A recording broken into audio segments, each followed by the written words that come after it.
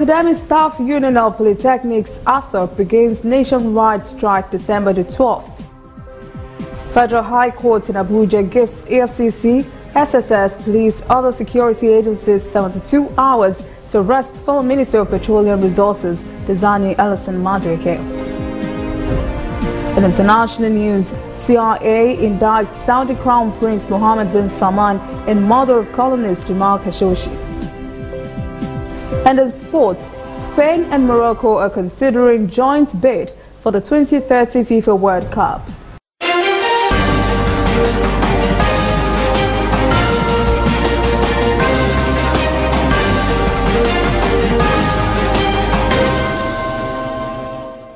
This is ANN News.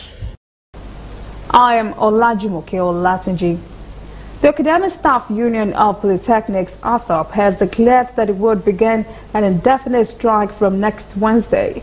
That would join the Polytechnic lecturers with their university colleagues who have been on strike for a month. ASUP's national president, Usman Dose, says the federal government had failed to meet the demands of Polytechnic lecturers.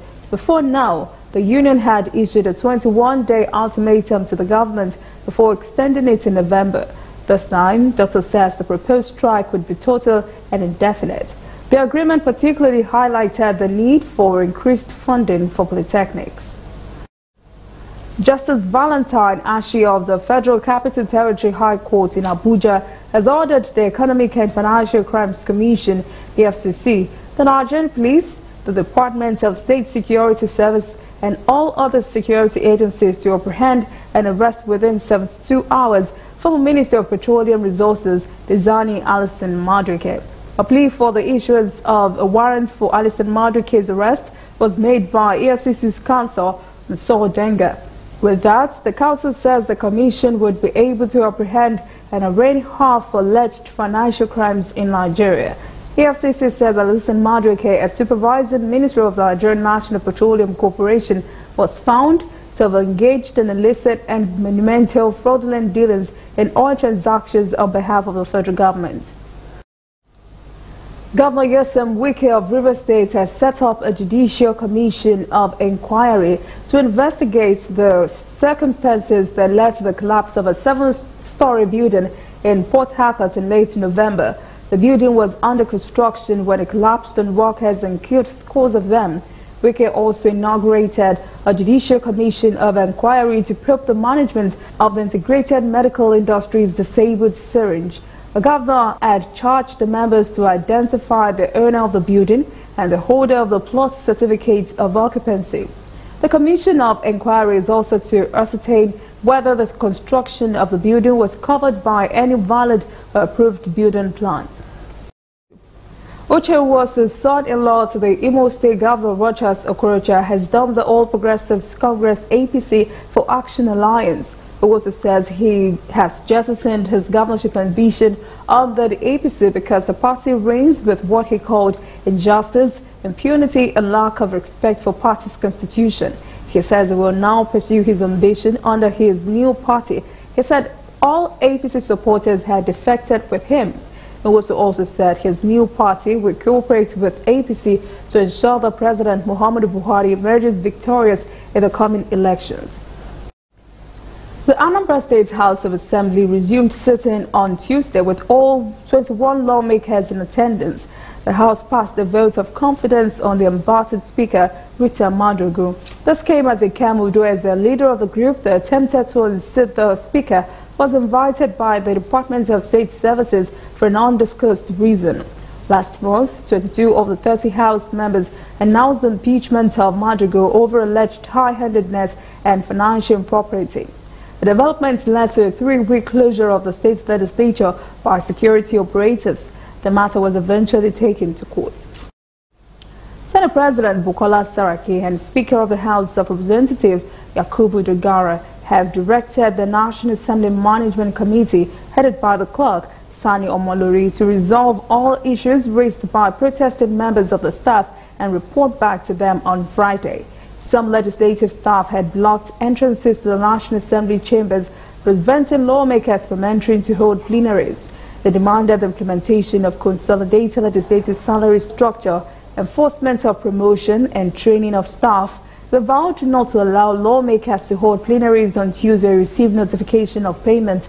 The workers also accused Sani Omolori of denying them their entitlements up to 8 years and blocking the enforcement of Congress. Let me make a commitment on behalf of the entire leadership of this National Assembly that we're all on the same side. It is our interest to ensure good and better condition of service, better working environment. We are fully committed to this. The Nigerian Communications Commission has suspended the allocation of frequency spectrums that are likely to be approved by the International Telecommunications Union for 5G network services. NCC Executive Vice Chairman Professor Umar Dembata said it was important to suspend the allocation of the frequency to operators so that there would not be any encumbrance when the frequencies were eventually assigned by ITU for 5G services. Dembata says this step will ensure that Nigeria is not caught unawares when those frequency bands are harmonized by standardization bodies. Coming up, African stories. 15 migrants die in boats off Libya, Egypt survivor says. And later in international news, CIA indicts Saudi Crown Prince Mohammed bin Salman in murder of columnist Jamal Khashoggi.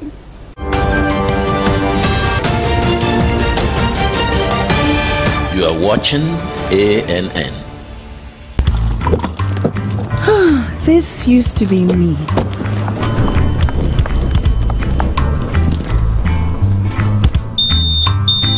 But that was before I got the perfect bag. It's handy and easy to use. All I need in one compact space, just like my MTN Extra Value plan. I used to get one plan for my calls and then try to remember which data plan worked for me. Roaming was a totally different ballgame. Not anymore. I've got the MTN Extra Value all-in-one plan. If you're a data buff like me, you get extra data with some talk time. And if you like to make calls, you get extra talk time with some data. And when I'm abroad, I automatically browse, chat, and call right on the same plan. MTN Extra Value was made just for me. More of data or calls, whichever one you prefer. MTN Extra Value is made just for you.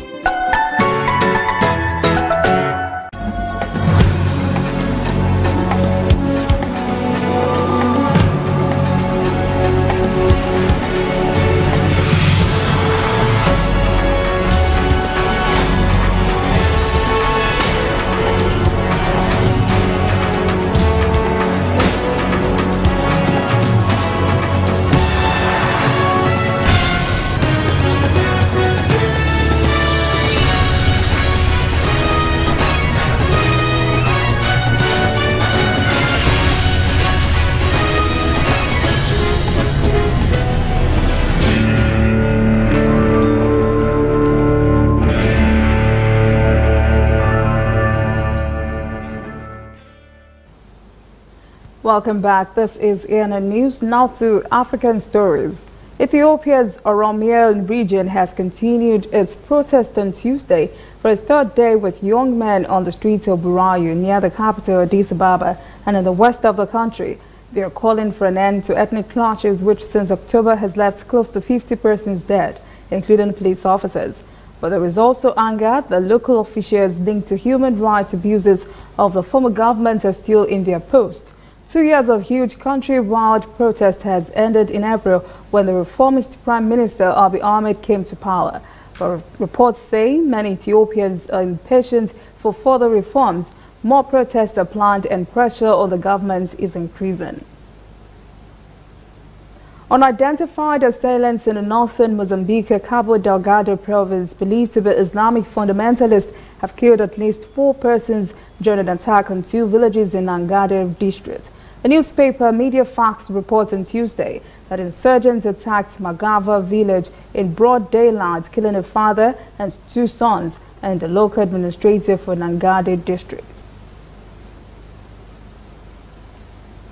Gabon President Ali Bongo has made his first public appearance in a video shared by the presidency. The video shows him at a hospital in Rabat, Moroccan capital, where the Gabonese leader is recovering from an undisclosed illness since falling ill nearly 6 weeks ago. Bongo was reported to have suffered a stroke while at an economic conference in Saudi Arabia 2 months ago. Gabonese authorities initially said he was struggling with severe fatigue, but later said he had some bleeding that required medical attention. No one has shared specific details on Bongo's condition, but with his exact condition and whereabouts unknown until now. Unsubstantiated rumors had sweared that he was incapacitated or dead. The U.S. State Department says it has renewed a permanent diplomatic presence in Somalia nearly 30 years after the U.S. embassy was closed as a civil war raged in the country. The State Department said in a statement on Tuesday the historic events reflect Somalia's progress in recent years and is another step forward in formalizing U.S. diplomatic engagement in Mogadishu. Ambassador Donald Yamamoto is heading the embassy in Mogadishu, which was previously based in Nairobi, Kenya. While parts of the country are plagued by militant violence, a degree of stability in the capital, Mogadishu, has drawn investment from Somalis at home and abroad. The State Department said the return demonstrates the United States' commitments to further advance stability, democracy, and economic development that are in the interest of both nations. Sudanese members of parliament have backed a move to amend the constitution to allow President Omar al-Bashir to run for a third term in 2020. Parliament Speaker Ibrahim Ahmed Omar said he had received a letter signed by a majority of 33 parties representing 294 deputies of lawmakers backing an amendment that would extend the limit. Unless the constitution is changed, al-Bashir, who came to power in a 1989 coup, would not be allowed to run again because of the two-term limit introduced in 2005. The proposed constitutional changes would also give the president the power to sack elected governors. Al-Bashir has been in power for 29 years and is wanted by the International Criminal Court for alleged war crimes and genocide in the western province of Darfur. He denies the allegations.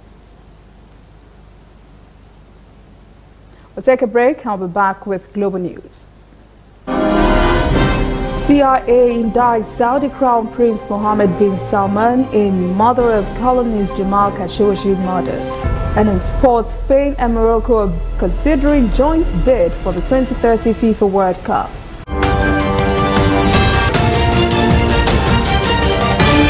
You are watching ANN.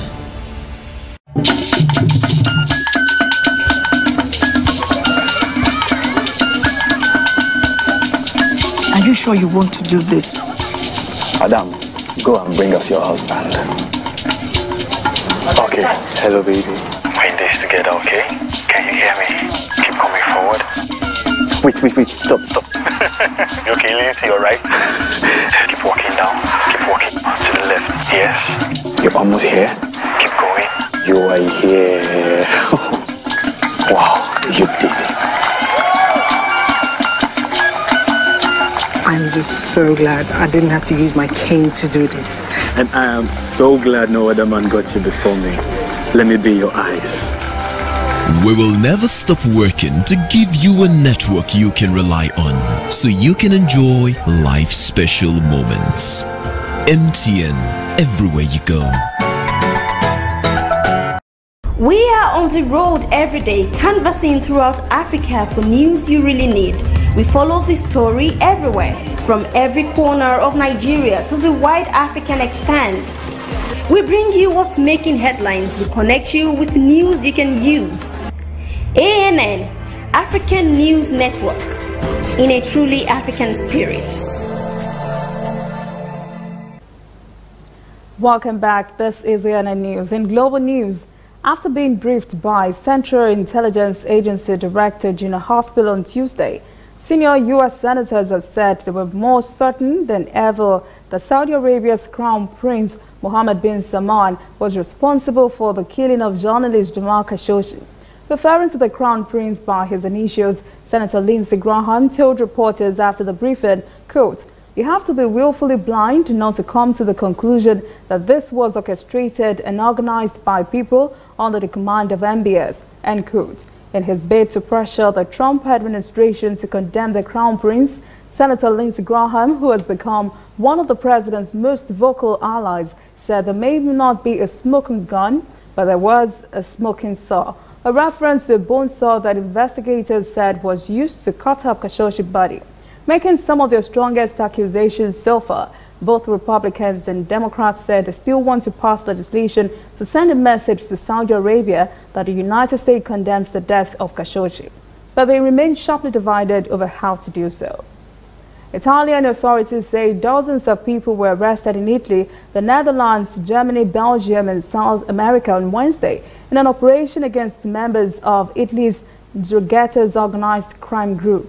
Italian police and Eurojust, the European agency that oversees judicial cooperation in crime investigation, said those arrested were suspected of cocaine trafficking, money laundering, bribery, and violence. Eurojust said police were currently executing arrests and seizures, but gave no numbers. Italian police said in their statements that 90 persons had been arrested. Italian statements also said arrests had been made in South America. Wednesday's operation came a day after Italian police arrested the suspected new head of the Sicilian mafia and 45 other alleged gangsters, dealing a major blow to the mob as it tried to rebuild after years of setbacks. A delegation from Yemen's Saudi-backed government left for Sudan on Wednesday to hold peace talks with representatives of the Iranian-led Houthi group in a renewed UN push to end a war that has brought economic ruin and famine to the country. A Yemeni official said the team representing the internationally recognized government of Abdurrahman Mansour Hadi left from the Saudi Arabian capital, Riyadh, for the consultations, the first since 2016. Saudi Arabia and the United Arab Emirates, leaders of a Western-backed coalition battling the Houthis to restore Hadi's government, want to exit a war that had dragged on for 4 years. Western allies have ramped up pressure on them to find a way to end the conflict that killed tens of thousands of people and left more than 8 million facing famine. A political analyst says prospects for returning to a unified Yemen remain dim despite members from both warring parties meeting to discuss peace in Stockholm, Sweden. Supported by the United Nations, representatives of the Yemeni government and the Houthi rebels will meet for political consultations later this week, although no exact date has been announced for the start of negotiations that would be the first peace talk since 2016. Mokhtar Yafe, a political analyst in Aden, says it does not expect much success from the Stockholm peace meeting. أمامنا الآن لا تعطي أن هناك سلام قادم من خلال سواء الأطراف سواء الحوثيين من جهة والشرعية لا زالت في صراع داخلي داخل الشرعية. ما هي الأجندات التي ومن سيكون له نصيب الأسد فيما إذا أحل السلام؟ هذه كل الإشكاليات ستضعنا أمام عقبات قادمة سواء من خلال الأطراف داخل الشرعية وكذلك حتى أطراف الحوثي نفسه والمتحالفين معه. Added that internal divisions within the Yemeni government and the Houthi will also complicate the negotiation. Although some residents in Yemen hold little hopes for the peace talks, there are people having high expectations for them.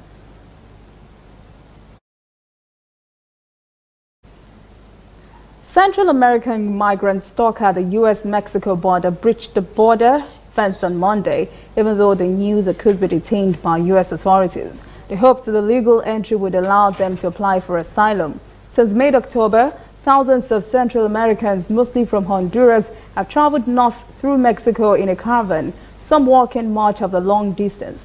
U.S. President Donald Trump has vowed to stop the migrants, sending troops to reinforce the border and attempting a procedural change to require asylum seekers to remain in Mexico while their cases are heard. So far, the courts had denied those attempts.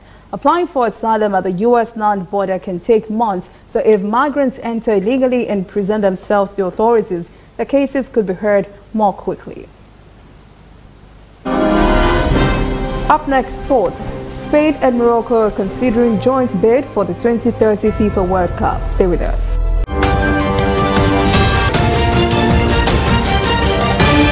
You are watching ANN. You know fit go internet or follow for Twitter. You know fit snap photo send or get it photo send. Now because you dey use Palasa, your phone no dey answer. See me see wahala. My brother, go get smartphone, yeah. Drop that Palasa phone. Phone wey no go for your hand, yeah. Drop that Palasa phone. Phone wey no fit take selfie. Drop that Palasa phone. No be correct phone, yeah. Drop that Palasa phone. Upgrade to a smartphone today and get double data for 6 months on any MTN data bundle you buy. Simply purchase a smartphone from any store, anywhere in Nigeria, or bring your current smartphone from any network. Insert your MTN SIM card to start enjoying your double data bonus. Offer is open to all new and existing MTN subscribers. Join the largest smartphone movement today. Make it not for your hand, that's Palasa phone. Whether in your house, at your office, on your phone or online, we are there. We have the facts behind the headlines. We cut to the chase with the news you really need. We cover every angle. We are the bigger, better news network. We are African News Network. ANN. Watch ANN News on MITV from a truly African spirit.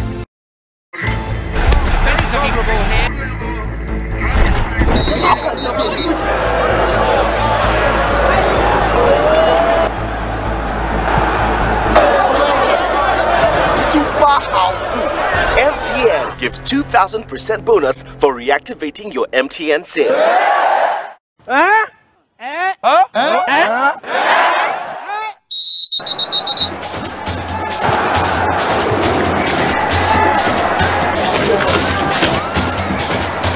That's right.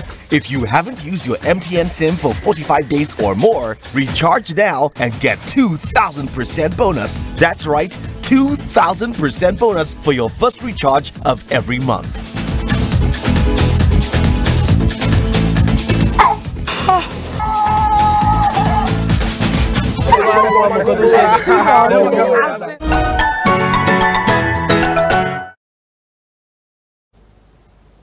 Welcome back. This is ANN News. Now to sport. Super Eagles coach General wants top friendlies to prepare his team for the 2019 African Cup of Nations. The Super Eagles are already qualified for the tournament, but a game to spare, and Roy is hopeful that the team will be kept busy with at least 3 Grade A matches. The Super Eagles have won the AFCON 3 times, but they're only back in the tournament proper in 4 years after they failed to qualify for the last 2 editions in 2015 and 2017. Spanish Prime Minister Pedro Sanchez says Spain and Morocco are discussing the possibility of placing a joint bid for the 2030 FIFA World Cup. The Spanish Premier has already held talks with Morocco's King Mohammed VI about the same. If the bid were to be successful, it would present the possibility of one of the most interesting World Cup showdowns ever. According to the Spanish Prime Minister, the bid would involve Portugal as well. The first joint hosting of the World Cup was in 2002. The tournament was hosted by Japan and South Korea for the first time in Asia. This will not be the first joint hosting bid by 3 countries. The 2026 FIFA World Cup will be jointly hosted by the United States, Canada, and Mexico.